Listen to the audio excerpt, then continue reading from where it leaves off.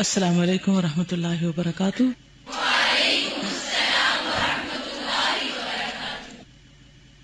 نحمده ونصلي على رسوله الكريم، اما بعد فاعوذ باللہ من الشیطان الرجیم، بسم اللہ الرحمن الرحیم، رب اشرح لي صدری ويسر لي امری واحلل عقدۃ من لسانی یفقهوا قولی۔ فصل 114، حدیث عشق پر نقد و تبصرہ۔ اب رہی وہ حدیث جو عشق کے بارے میں سوید بن سعید سے مروی ہے کہ من عاشق وعفا الی آخرہ، جو عاشق ہوا اور پاک دامن رہا تو اس کا انجام بتایا تھا کہ وہ شہید ہوا۔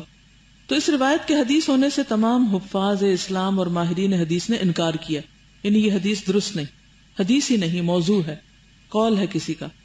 ابن عدی نے الکامل میں لکھا ہے، ھذا الحدیث احد ما انکر علی سوید، سوید کی یہ حدیث بھی ایک حدیث ہے جس کی بنا پر اسے منکر الحدیث کہا گیا ہے۔ آپ نے اگر علوم الحدیث پڑھا ہو تو یہ ٹرمز آپ کو سمجھ آ رہی ہوں گی، یعنی اس کی حدیث قبول نہیں ہوتی۔ امام بہقی نے بھی ایسا ہی لکھا ہے، ابن طاہر نے ذخیرہ اور تذکرہ میں یہی لکھا ہے، ابو الفرج ابن الجوزی جن کی منہاج القاصدین تھی انہوں نے بھی یہی لکھا ہے، اور اس حدیث کا شمار موضوعات میں کیا، یعنی فیبریکیٹڈ احادیث میں کیا ہے۔ ابو عبداللہ الحاکم نے سوید کے تساہل پر اس کا انکار کیا، کہتے ہیں نا تعجب منہ، مجھے سوید پر تعجب ہو رہا ہے کہ اس نے کیوں یہ حدیث بیان کی۔ صحیح بات یہ کہ یہ حدیث نہیں بلکہ ابن عباس کا قول ہے۔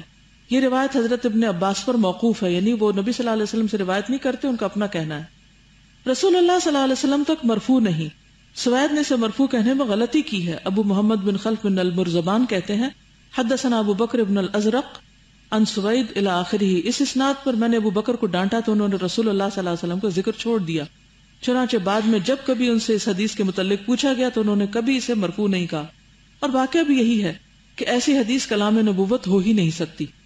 اب رہی خطیب کی روایت جو زہری سے مروی ہے کہ حدثنا المعافی بن زکریہ حدثنا قطبۃ بن الفضل حدثنا احمد بن مسروق حدثنا سوید بن مسہر عن ہشام بن عروہ عن ابیہ عن عائشہ مرفوعا، ایک فاش غلطی ہے۔ جس میں علم حدیث کی بو بھی ہوگی وہ اس روایت کو سوید عن ہشام عن ابیہ عن عائشہ کی اسناد کو تسلیم نہیں کرے گا۔ خود ہماری شہادت یہ ہے کہ حضرت عائشہ صدیقہ نے حضرت صلی اللہ علیہ وسلم سے یہ الفاظ کبھی روایت نہیں کیے، نہ عروہ نے کبھی حضرت عائشہ صدیقہ سے یہ الفاظ روایت کیے، نہ ہشام نے ہی کبھی یہ الفاظ روایت کیے۔ رہی ابن الماجشون کی حدیث تو ابن الماجشون پر صریح اتہام ہے، انہوں نے کبھی یہ حدیث بیان نہیں کی، نہ ان سے زبیر بن بکار نے یہ حدیث روایت کی۔ یہ وداعین حدیث کی خصوصی کارستانی، یعنی وہ طبقہ جس نے حدیثیں وضع کی تھی۔ سبحان اللہ، اس اسناد کے ساتھ یہ حدیث تعجب کی بات ہے۔ قبح اللہ البداعین، ستیہ ناس ہو حدیثیں گھڑنے والوں کا۔ یہ حدیث ابو الفرج ابن الجوزی نے محمد بن جعفر ابن سہل سے روایت کی، حدثنا یعقوب ابن عیسیٰ ان ولد عبد الرحمن ابن عوف ان ابن ابی نجیح ان مجاہد مرفوعا، یہ ایک فاش غلطی ہے۔ محمد بن جعفر وہی خرائطی تو ہے جس کا انتقال 327 میں ہوا ہجری میں۔ یہ یعقوب بن ابی نجیح کو جنہیں وہ اپنا استاد کہہ رہا ہے کیوں کر پا سکتا ہے، اور کس طرح یہ اس کے استاد ہو سکتا ہے جبکہ دونوں کی ملاقات ہی ممکن نہیں، خصوصاً جبکہ انہوں نے اس حدیث کو کتاب الاعتلال میں اسناد سے پیش کیا ہو، اعتلال علت سے۔ ان یعقوب ھذا ان الزبیر ان عبد الملک ان عبد العزیز ان ابی نجیح۔ نیز خرائطی حدیث کے بارے میں ضعیف الروایت مشہور ہے، جیسے کہ ابو الفرج نے کتاب الضعفاء میں بیان کیا ہے۔ اس سے آپ اندازہ لگائیں کہ ایک حدیث کی جرح کہاں کہاں تک ہوتی ہے جا کر، اور امام بخاری نے کس کس طریقے سے حدیثوں کو پرکھ کر پھر اس کو اپنی صحیح میں لکھا ہے۔ حدیث کے انکار پر حفاظ اسلام اور ناقدین حدیث کا قول میزان عدل کا حکم رکھتا ہے، بس اس حدیث کے متعلق بھی انہی کے قول کی طرف رجوع کرنا چاہیے جن کی طرف علم حدیث کے بارے میں رجوع کیا جاتا ہے، جس کے قول پر صحیح اور غلط ہونے کا فیصلہ کیا جا سکتا ہو، اور جسے حدیث کے بارے میں تسامح اور تساہل کی عادت نہ ہو۔ ایسے لوگوں میں سے کسی نے اس حدیث کو صحیح یا حسن نہیں کہا، یہاں اتنا کہنا کافی ہے کہ ابن طاہر سے تصوف کی احادیث میں بہت کچھ تساہل ہوا، اس نے ساری غص و سمین کس کو کہتے ہیں، یعنی کوڑا کرکٹ، اور رطب و یابس، رطب کا ترک و یابس خشک حدیثیں جمع کر دی، خصوصاً ایسی حدیث جو صریح البطلان اور منکر ہیں۔ حضرت ابن عباس پر انکار نہیں کیا جا سکتا، یہ ان کا قول ہو سکتا ہے کیونکہ ابو محمد بن حزم نے ابن عباس سے عشق کے بارے میں قول نقل کیا ہے جو اس قول کے قریب ہے۔ ایک آدمی عشق کی بیماری میں مر گیا تو لوگوں نے اس کی موت کے متعلق آپ سے سوال کیا، فتویٰ مانگا، آپ نے اس کا جواب دیا، قتیل الہوی لا عقل ولا قود، محبت کے مقتول کی نہ دیت ہے اور نہ قصاص، یعنی ایک طرح سے وہ شہید کہا اس کو۔ آپ سے ایک اور روایت بھی مروی ہے میدان عرفات میں ایک نوجوان کو آپ کے سامنے پیش کیا گیا جو کبوتر کی طرح تڑپ رہا تھا. آپ نے پوچھا اسے کیا ہوا؟ لوگوں نے کہا یہ عشق کا مارا ہوا ہے. اس کے بعد آپ ہمیشہ بارگاہ خداوندی میں عشق سے پناہ مانگتے تھے. پیچھے بھی گزر چکی ہے بات. یہ ہے حدیث من عاشق وعف وکتم ومات فہو شہید کی تفسیر و تشریح. اس کی اگر مزید توضیح و تشریح درکار ہے تو سن لیجئے کہ رسول اللہ صلی اللہ علیہ وسلم کی ایک حدیث میں شہداء کا ذکر آیا. حدیث بالکل صحیح ہے. اس حدیث میں آپ نے فرمایا کہ مقتول فی الجہاد شہید ہے، جو ہیضے سے مر جائے وہ شہید ہے، جو جل کر مر جائے وہ شہید ہے، بچے کی پیدائش کے بعد جو عورت حالت نفاس میں مر جائے وہ شہید ہے، پانی میں ڈوب کر جو مر جائے وہ شہید ہے. اس حدیث میں عشق سے مر جانے والے کا کہیں ذکر نہیں. اور پھر یہ کہ اگر حضرت ابن عباس سے یہ اثر ثابت ہو جائے تب بھی اس سے یہ ثابت ہوتا ہے کہ عاشق اس وقت تک جنت میں داخل نہیں ہو سکتا جب تک وہ اللہ کے خوف کے بارے میں صبر نہ کرے، اللہ کے خوف سے پاک دامن نہ رہے، اللہ تعالیٰ کے لیے اپنا عشق دنیا والوں سے نہ چھپائے. یہ تمام باتیں بھی اس وقت پائی جا سکتی ہیں جب وہ اپنے معشوق پر قدرت پائے اور باوجود قدرت اور قابو کے محبت الہی اور رضا الہی کو ترجیح دے اور صبر و پاک دامنی سے کام لے. اس قسم کا عشق قرآن کریم کے اس حکم میں شامل ہو سکتا ہے تنازعات، اور جو اپنے پروردگار کے حضور میں کھڑا ہونے سے ڈرا اور اپنے نفس کو خواہشوں سے روکتا رہا، اس کا ٹھکانہ بہشت ہے، اس کا ٹھکانہ جنت ہے. سبق کیا ہے؟ میسج کیا ہے؟ کسی مصیبت میں پڑ جانا عین انسانی کمزوری کے مترادف ہے، اس کا انسان ہونا ہے، لیکن پھر اس کے بعد اللہ کے ڈر سے، جیسے پیچھے بھی گزری بات کہ انسان اس کو نہ کسی پہ ظاہر کرے نہ اس کا کسی سے ذکر کرے. کیونکہ بہت سی لڑکیاں پوچھتی ہیں نا کہ اگر ہمیں اپنے کسی کزن سے عشق ہو جائے اور پھر ہماری شادی کسی اور جگہ ہو تو کیا ہم جا کے اپنے شوہر کو بتائیں؟ کیا جواب یہاں لکھا گیا؟ کسی سے بھی ذکر، شوہر کیا دوست، کسی سے بھی کچھ ذکر کی ضرورت نہیں. یہی وجہ کہ آپ دیکھیں حضرت عمر بن عبدالعزیز، حضرت معاویہ، بہت سے لوگ جب وہ قابو بھی پا لیتے تھے، ان کے ہاتھ میں بھی آتی تھی وہ چیز جس سے وہ عشق کرتے تھے، تو وہ اس کو اللہ کے ڈر سے تقوی کی بنا پر اپنی ذات پہ دوسروں کو ترجیح دیتے اس کو اپنے سے الگ کر لیتے تھے. اس کمال درجے کا تقوی اور اپنے نفس پر کنٹرول نیز اس فرمان کے تحت آ سکتا ہے، پروردگار کے حضور میں کھڑے ہونے سے ڈرتا رہا. یعنی اس وجہ سے پھر اس نے کسی غلط کام میں ہاتھ نہیں ڈالا، دل کی بات دل تک ہی رکھی. اس کے لیے 2 باغ ہیں. ہم اللہ العظیم رب العرش الکریم کی جناب میں دعا کرتے ہیں کہ ہمیں ان لوگوں میں شامل کرے جو ہوس پرستی کے مقابلے میں اللہ کی محبت کو اور اس کی خفگی کے مقابلے میں اس کی رضامندی کو ترجیح دیتے ہیں اور اللہ سے اس کا تقرب اور رضامندی چاہتے ہیں. آمین یا رب العالمین. وصلی اللہ علی محمد وآلہ وصحبہ اجمعین. آمین. الحمدللہ. کوئی کچھ کہنا چاہے تو کہے.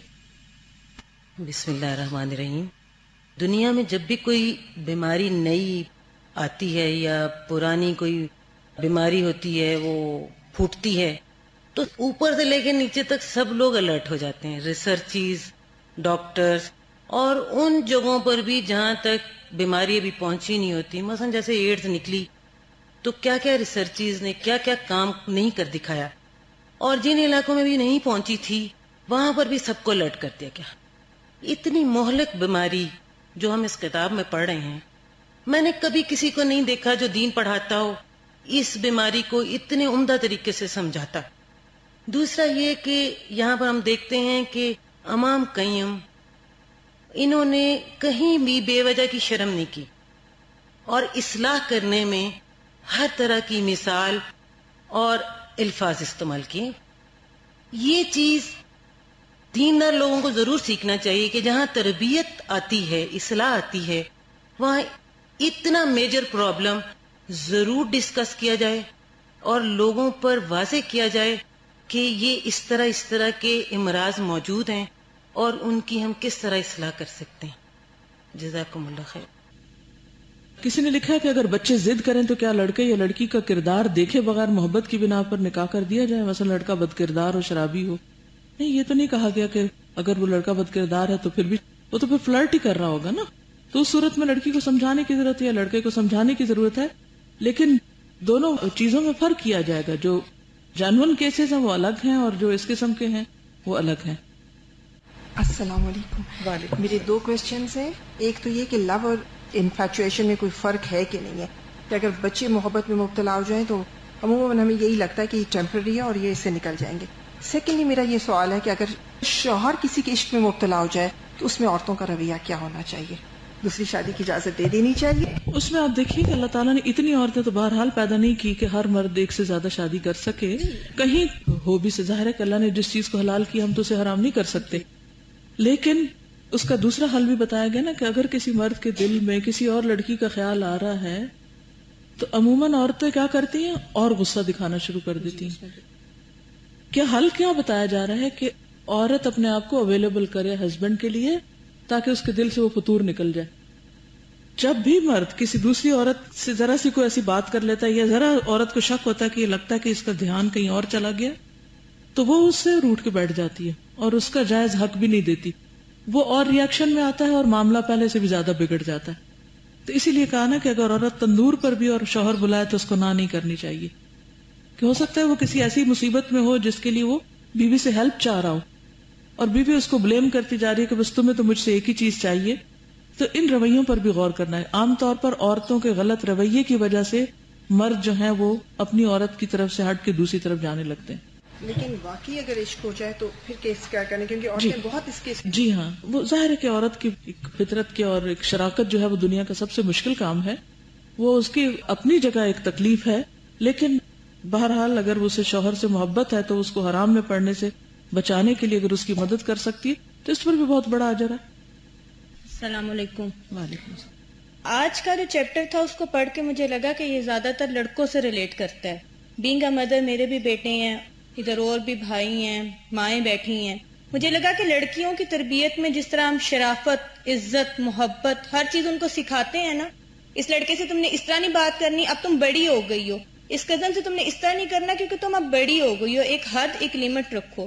اس طرح ہمیں ضرور لڑکوں کی بھی تربیت میں یہ عناصر مد نظر رکھنے ہیں کہ ان کو بھی عورتوں کی رسپیکٹ سکھائیں کہ یہ اگر تمہاری کزن ہے تو اس میں بھی ایک لمٹ ہے، اور نظر جھکا کے رکھیں بالکل ہر طرح کے دکھائیں. ہم لڑکیوں کی تربیت پہ بہت کنسنٹریٹ کرتے ہیں لیکن لڑکوں کی تربیت بھول جاتے ہیں، تبھی یہ غول کے غول جاتے ہیں اور ادھر لڑکیوں کو گھورتے ہیں.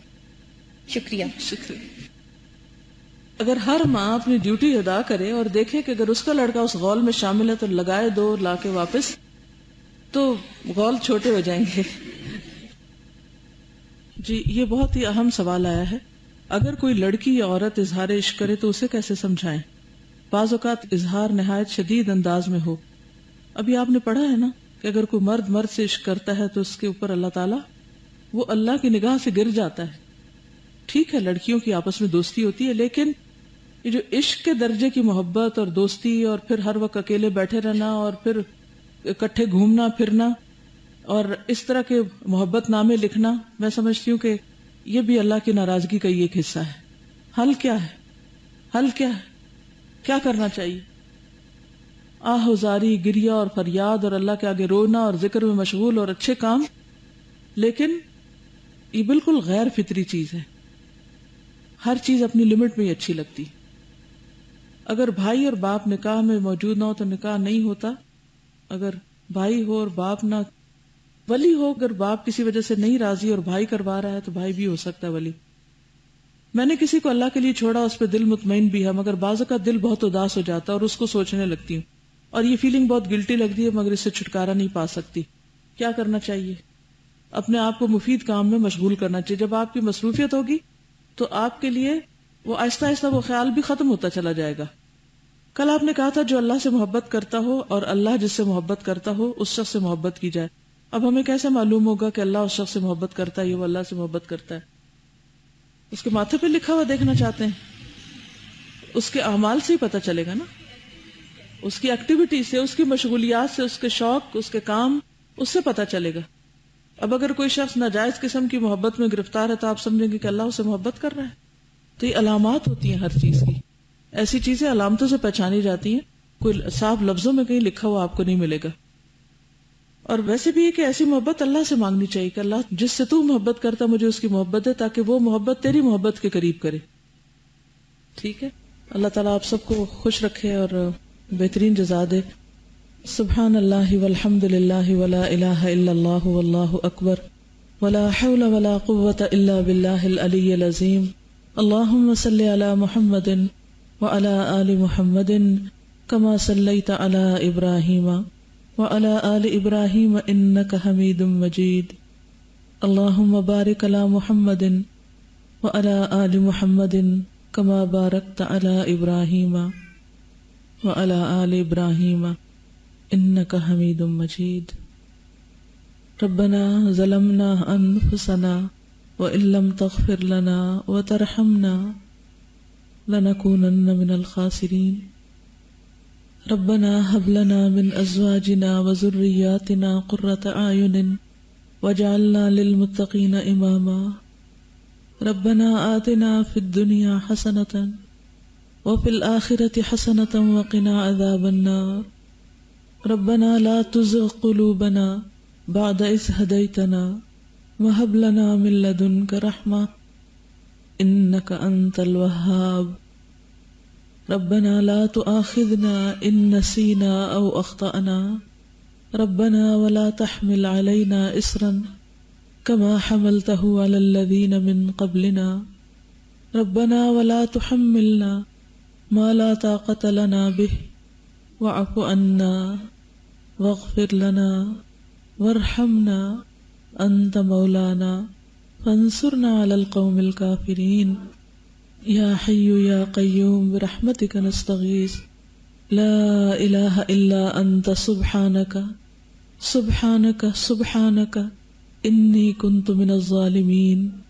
يا حي يا قيوم برحمتك نستغيث اللهم إنا نسألك من الخير كله عاجله وآجله ما علمنا منه وما لم نعلم ونعوذ بك من الشر كله عاجله وآجله ما علمنا منه وما لم نعلم.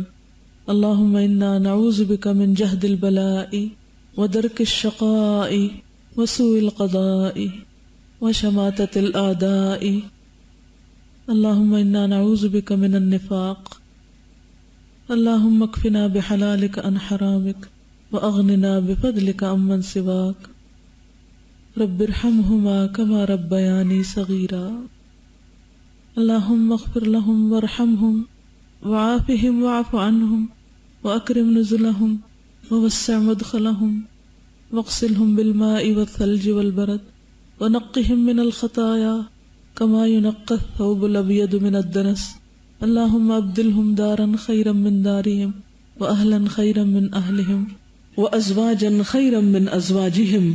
اللهم أدخلهم الجنة وأعذهم من عذاب القبر ومن عذاب النار. اللہ ہمارا نفاق دور کر دے. اللہ ہمیں شعور دے، سمجھ دے، نفع مند علم عطا فرما. اللہ ہمیں توبہ کی اور سچی توبہ کی توفیق دے. اللہ تو ہماری اصلاح کر دے، ہمیں اپنے ساتھ جڑے رہنے کی توفیق دے. یا رب العالمین یا ارحم الراحمین، ہمارے اندر کی ریاکاری اور ہر طرح کا شر دور کر دے. ہمیں ہمارے نفس کے شر سے بچا. اللہ ہمیں ہر طرح کے صغیرہ کبیرہ شرک سے بچا، ہر طرح کے صغیرہ کبیرہ گناہوں سے بھی بچا. اللہ جو بہنیں یہاں آئی ہیں، جو بچیاں آئی ہیں، اللہ سب کا آنا قبول فرما اور ہم میں سے کوئی بھی یہاں سے بدبخت نہ لوٹے. یا رب العالمین، جو کچھ ہم نے سیکھا ہے ہمیں عمل کرنے والا بنا.